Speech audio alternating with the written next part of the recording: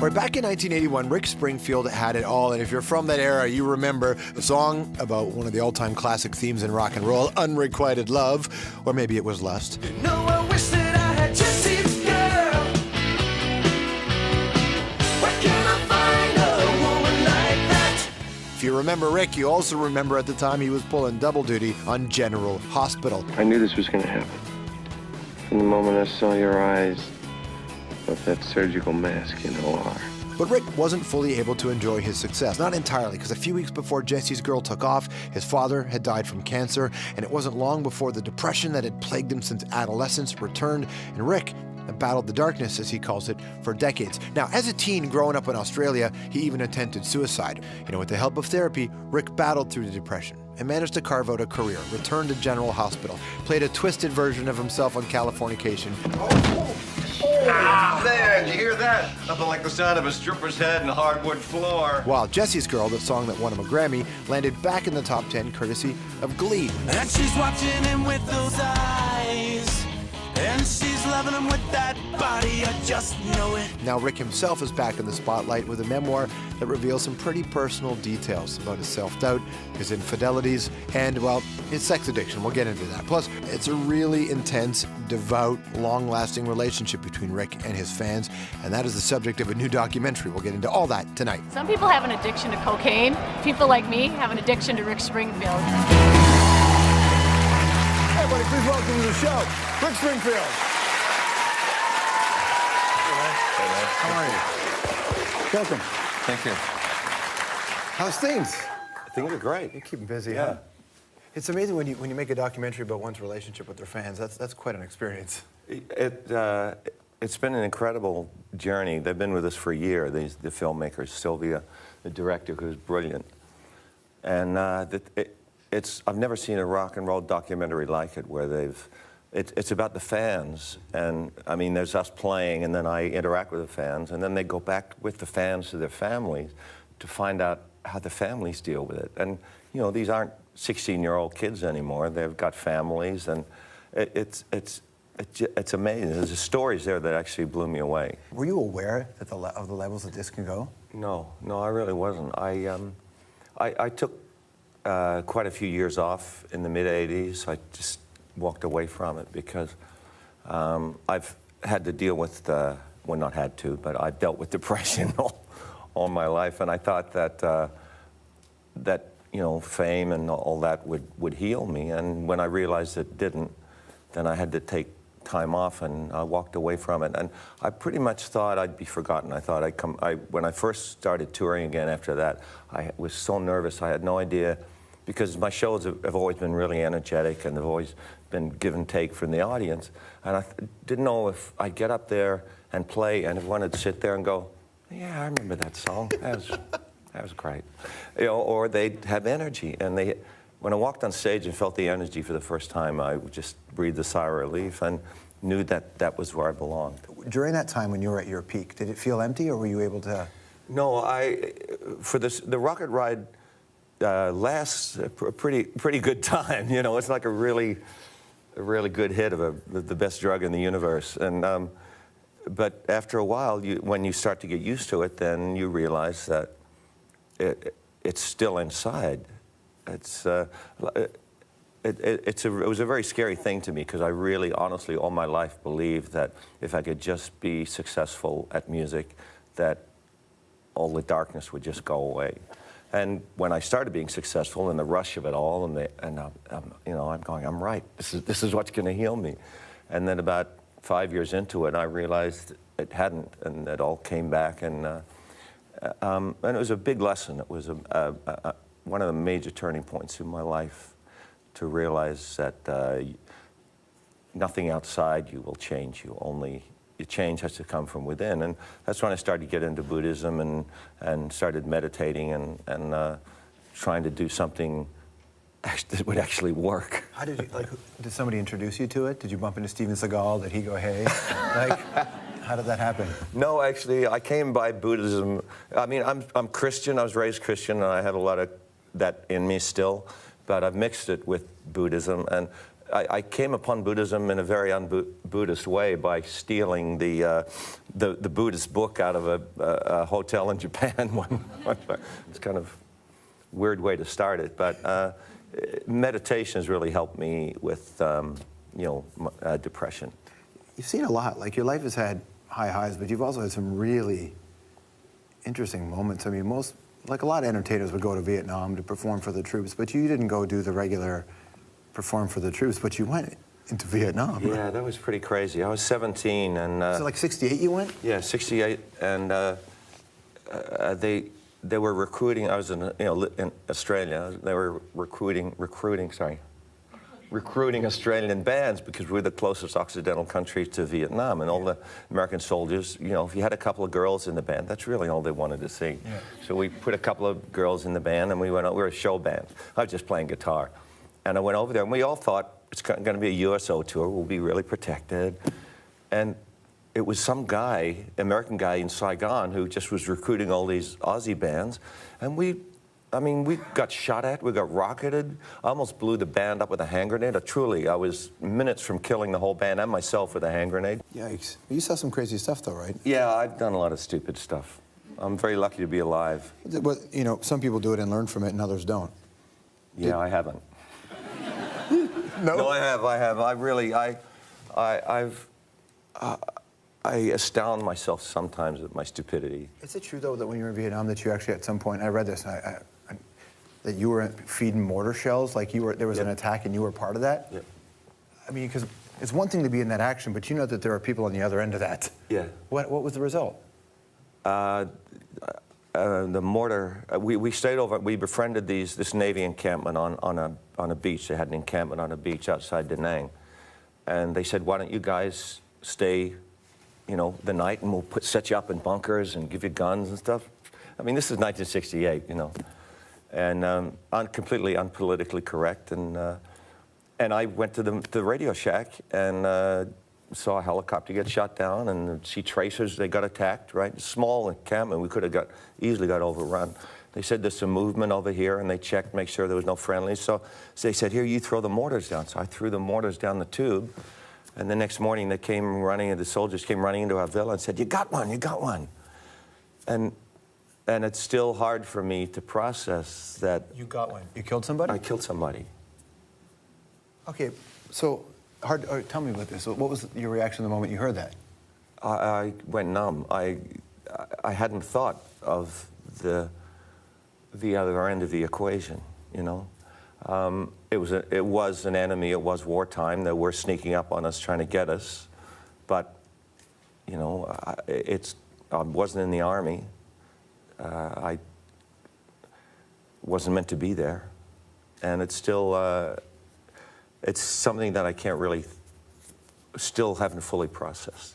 You were saying that you walked away for a bit to kind of battle it, to deal with some of the stuff you were dealing with, and Buddhism being one way. Did you have to put a mechanism in place to get healthy? I mean, honestly, I don't want to come across as like some sad, sack, depressed guy.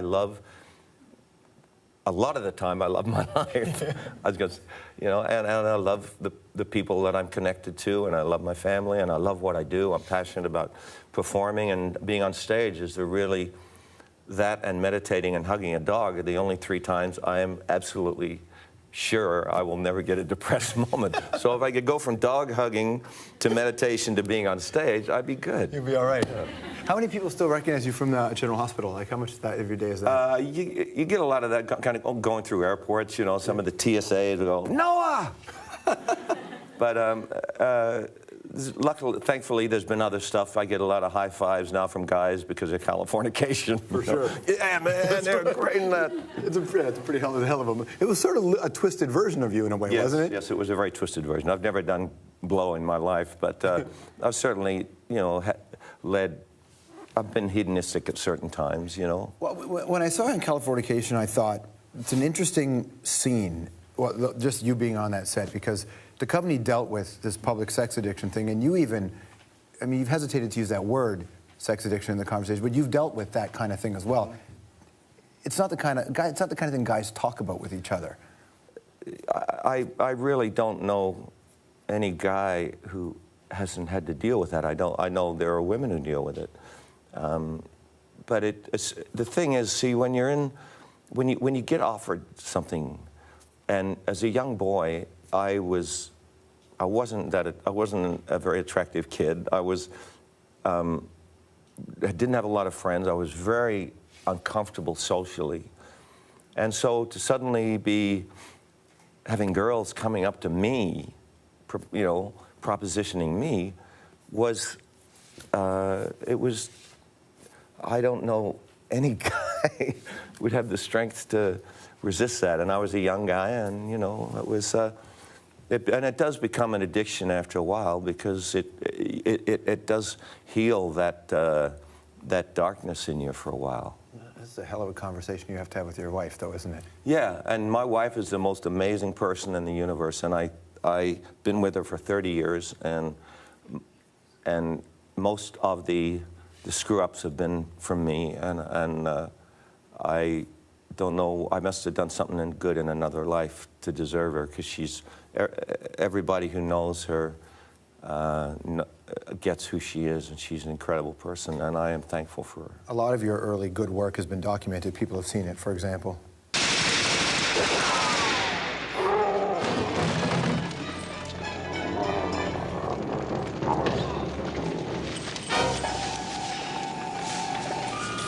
It's all right, David. It's all right. Saving the Hulk. The Hulk. You gotta get out of here, David. Go! Run now! Maybe all your good karma comes from the fact that you saved the Incredible Hulk. I saved the Hulk.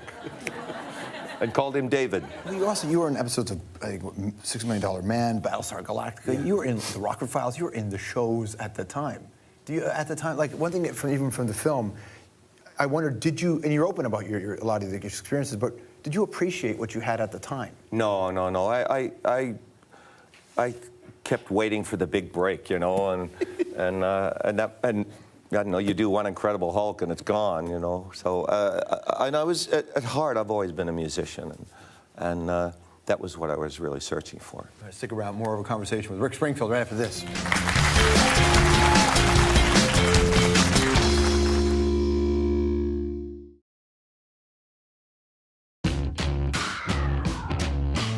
Have you learned anything from all of this, my young man? Yes, I've learned what I really want to do. What's the bottom line moral of this story for others who have to follow in your footsteps? To be happy. And do as your own head tells you. Absolutely. What's the name of the next song? Oh, Gangsters Never Die. About an old friend of mine. Oh, Gangsters Never Die. Ladies and gentlemen, Rick Springfield. Rick Springfield and Dick Clark. That's 76, man. That's when I had my old accent on. My voice was a little bit higher, too, back then, yeah. Conscious choice to lose the accent? Yeah, when I started acting, because when I came to America, nobody knew anything about Australia. In fact, I would be asked, how long did it take you to learn English? And, I mean, really, they were clueless. That's because we didn't have Crocodile Dundee back then to show us the way. Thank God for Crocodile Dundee, or no one would know where Australia was. Now, what are your memories of Dick? I mean, Dick just passed, and of course... Yeah, I know. You know, he was such an amazing guy, and I knew him all through because that's the 70s. I mean, I was first on his show, I think, like in 73 when I first came over here. Yeah.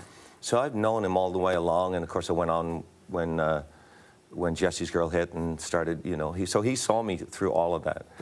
And I would...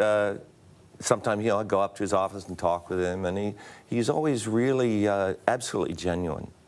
And then he actually told me how to get rid of zits, which was very important for a 20-year-old. Good advice? What did he tell you? He said, you take the sticky part of a Band-Aid, and you pop your zit, and you stick the sticky part of the Band-Aid on it, and you wake up the next morning, it'll be gone. Really? And damn it if it wasn't right. So I'd like to pass that along to any people who still get zits. I personally still do it. I'm really... bummed that I do at 62. It freaks me out. All right, anthropology, some rapid-fire questions. If you had only $20 left, what's the one thing worth spending money on other than food and clothes? Really cool Star Wars figure. There you go. Which character? Which character? Oh, Boba Fett. Okay, good answer. Have you ever had the desire to work for a more specific hospital, or are you just fine with being at a general one? I actually would love to have been a vet, but I was terrible at school, so I never got the qualifications to become a veterinarian. It's called An Affair of the Heart. It's good to see you, man. Thank you so much. Rick Springfield, everybody. We'll be right back. Documentary about one's relationship with their fans. That's quite an experience. It's been an incredible journey. They've been with us for a year, the filmmakers, Sylvia, the director, who's brilliant. And I've never seen a rock and roll documentary like it, where it's about the fans. And I mean, there's us playing, and then I interact with the fans, and then they go back with the fans to their families to find out how the families deal with it. And, you know, these aren't 16-year-old. From the moment I saw your eyes with that surgical mask, you know are. But Rick wasn't fully able to enjoy his success. Not entirely, because a few weeks before Jessies Girl took off, his father had died from cancer, and it wasn't long before the depression that had plagued him since adolescence returned, and Rick battled the darkness, as he calls it, for decades. Now, as a teen growing up in Australia, he even attempted suicide. You know, with the help of therapy, Rick battled through the depression and managed to carve out a career, returned to General Hospital, played a twisted version of himself on Californication. Ah, there, did you hear that? Nothing like the sound of a stripper's head and a hardwood floor. While Jessies Girl, the song that won him a Grammy, landed back in the top 10 courtesy of Glee. And she's watching him with those eyes, and she's loving him with that body, I just know it. Now Rick himself is back in the spotlight with a memoir that reveals some pretty personal details about his self-doubt, his infidelities, and, well, his sex addiction. We'll get into that. Plus, it's a really intense, devout, long-lasting relationship between Rick and his fans, and that is the subject of a new documentary. We'll get into all that tonight. Some people have an addiction to cocaine. People like me have an addiction to Rick Springfield.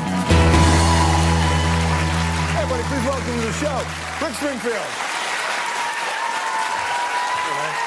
How are you? Welcome. Thank you. How's things? Things are great. You're keeping busy, Yeah. huh? It's amazing when you make it. Right, back in 1981, Rick Springfield had it all, and if you're from that era, you remember the song about one of the all-time classic themes in rock and roll, Unrequited Love, or maybe it was Lust. No, I wish that I had Jessies Girl. Where can I find a woman like that? If you remember Rick, you also remember at the time he was pulling double duty on General Hospital. I knew this was going to happen.